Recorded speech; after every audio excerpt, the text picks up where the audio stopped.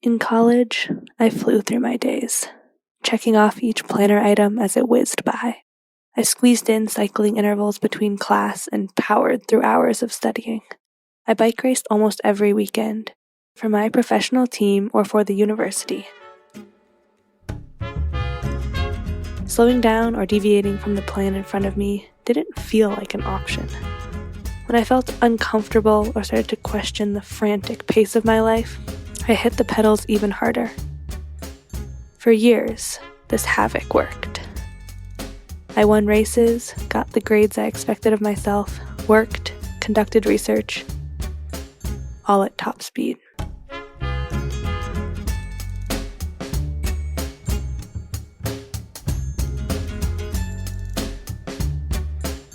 In the fall of my sophomore year, amongst emails about assignments and grades, my grandmother's name popped up. Her email subject line read, "Interested in silent meditation retreat over New Year's?" I was not interested in a silent meditation retreat. I continued checking off homework lists in my planner as her email bumped down my inbox. The following week, my grandmother's name appeared again. Scholarship available for young people at silent meditation retreat. I continued cooking dinner, but did feel the nudge of competition to apply for a scholarship, even if it was to a silent retreat that would happen while my friends were cheersing drinks somewhere. My grandmother called me to ask if I'd seen her emails. She assured me that this retreat was short, only 4 days, a breeze compared to the 60-day retreat she had been to last year. She kindly asked if I would just consider applying. She was so excited at the possibility of going together. I simply couldn't say no.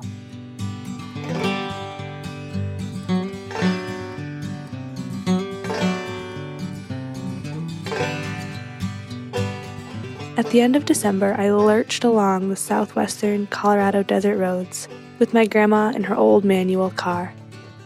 We parked in a snowy gravel lot surrounded by ponderosa pines. Above the trees, snowy red mesas encircled us, one of the surprising contrasts of high desert in the winter.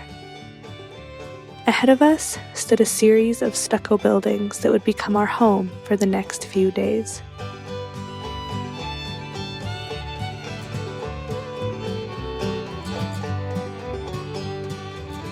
When I arrived at the retreat, I felt a sort of self-righteousness for choosing to be here. How centered and balanced of me to meditate through the new year.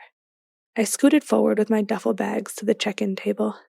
A woman in a knee-length dress, likely made of hemp, asked for my name. She smiled when she realized I was one of the young scholarship recipients. I imagined there weren't too many applicants, but hey. The hemp dress woman outlined the guidelines of the retreat. My grandmother closed her eyes, radiating wisdom. Meanwhile, my eyes grew wider with every word. We were expected to spend the next 4 days not talking, not writing, not reading, and not even making eye contact with the other members of the retreat. Just being with ourselves the whole time. We started with our first sit that morning. A few dozen gray-haired, scuffling characters took pillows and navigated the room. Without making eye contact, we formed a circle, looking towards the teachers who sat with their eyes down, swaying slightly. One teacher gently hit a small gong. I broke the rules and peeked at how others had reacted. They all closed their eyes and began what I assumed must be meditation. I sat on my pillow as my mind spun with a cacophony of questions. Primarily, how do I meditate? I had expected all sorts of instruction. I rocked back and forth and let my mind spiral as I tried to play the part. We sat in meditation for almost 8 hours that day and walked in meditation for another 4. At last, they let us go to bed. The slowness of my day made it hard to fall asleep. My grandmother snored across the room as I watched the moonlight illuminate the snow on the trees. I woke up with my mouth agape. My entire night had been filled to the brim with unprecedented dreams. This wasn't particularly unusual. I often woke up from my dreams feeling stunned that my mind could conjure such things. Once, I dreamt my mom euthanized me and my sister because the world was ending. Another time, I dreamt I was in charge of saving hundreds of infants by ziplining between buildings. This dream was not filled with the franticness that sometimes fills my dreams. Instead, it was the slow and terrifyingly realistic moments that shocked me. I dreamt I was dating a girl who I had class with. We danced, kissed, held hands, and cooked dinner together. I could deal with inner family euthanasia, but this one felt much scarier.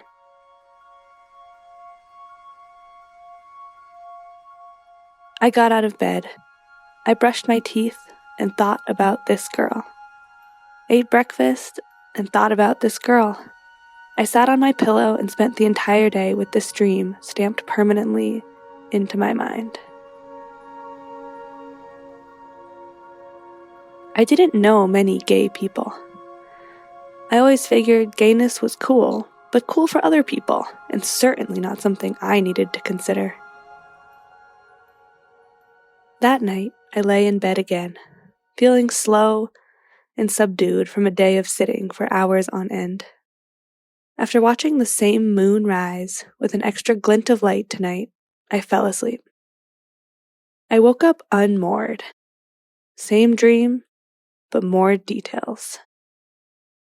Without making eye contact, I made it through another day of sitting. So much sitting and walking as my gray-haired peers seemed to happily settle into the calm of the retreat. I sat and walked, and this gay dream spun around me through it all. To put it mildly, I was not feeling the calm of the retreat. When the sun started to set, I began to feel scared. The night meant dreams. My grandma snored. I kept my eyes open, willing my brain to go back to the usual havoc dream world I was used to. But I knew it was coming. I woke up, and this time, I felt defeated. I hung my head, partially to avoid eye contact, but primarily in frustration. Going into this retreat, I had marked off the few days in my planner, said goodbye to my boyfriend, and set off ready to get all zen and feel superior for choosing to meditate through the new year, rather than drink to it. I spent the last 2 days oscillating between panic and defeat. For one of our walking meditation sessions, I took off in my leather boots and ran through the forest instead.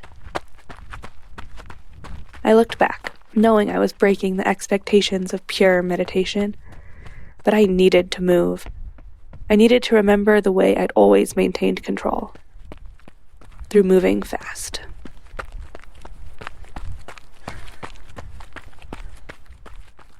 I returned to the stucco buildings I was learning to dread. Later that afternoon, I had a session with one of our teachers to talk about our meditation practice. I walked through her door, started bawling, cried for 30 minutes, then let her give me a hug. She assured me that yes, meditation can be challenging and disorienting. Yes, I thought, so can a bombardment of gay dreams.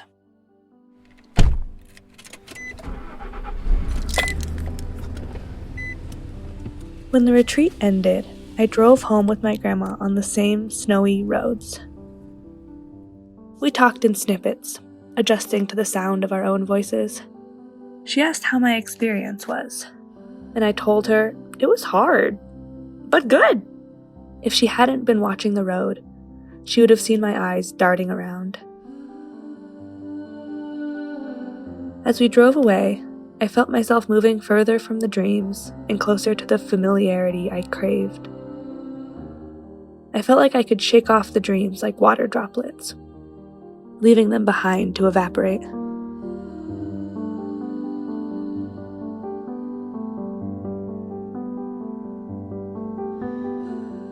I wish I could say those 4 days catalyzed me into self-discovery. Instead, I spent the next 2 years engrossed in planning and executing, meeting expectations and biking fast. All the while, this dream bounced along in the background. It wasn't until I crashed my bike and got badly concussed that I was forced to sit still again and finally address the dreams that had taken over my time at the retreat. As I recovered, the scary gay thoughts came knocking.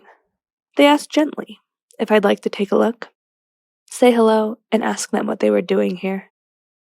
I started seeing a blessed therapist, which I insisted was only for my concussion. She listened to me tell her why I didn't need to be there, but I kept showing up and slowly started to soften. I had so much to think about and feel outside of the planner-oriented world I'd been gripping.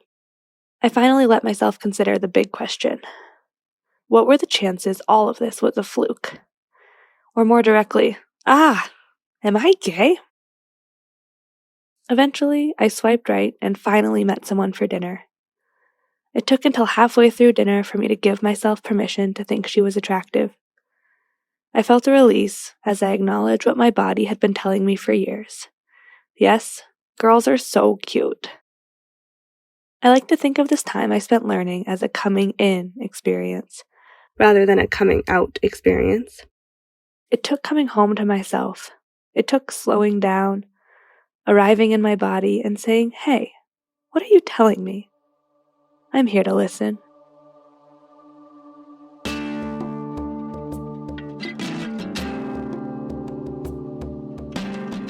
My name is Emily Schaldach, and this is my short. Thank you, Emily, for sharing your short. Our stories come from friends of friends, and from you, our community. If you have a compelling idea for a guest or a story lead, please give us a shout. You can use the submission form on our website, dirtbagdiaries.com. Music today from Publish the Quest, Bradley Carter, Kai Engel, Cordelia Zars, and Brendan O'Connell. The tracks are courtesy of the Artists or Free Music Archive.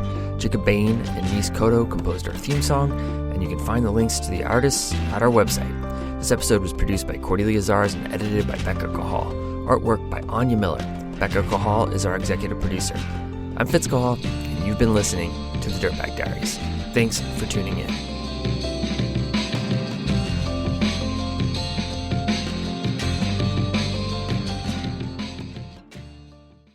Support for the Diaries comes from Kuat Racks. They've released the Ibex, an overlanding truck bed rack that handles substantial loads both on and off the grid, because we could all use some time off the grid, seriously. Constructed from lightweight yet durable aluminum, the black powder coat is made for all the nature you can throw at it. Available in different frame sizes to accommodate most truck models, the Ibex is engineered for adventure with versatile full and half-height configuration. It's an ecosystem of adventure possibilities. For more details, visit kuat.com. Kuat, because you will absolutely love this bed rack and go dope places.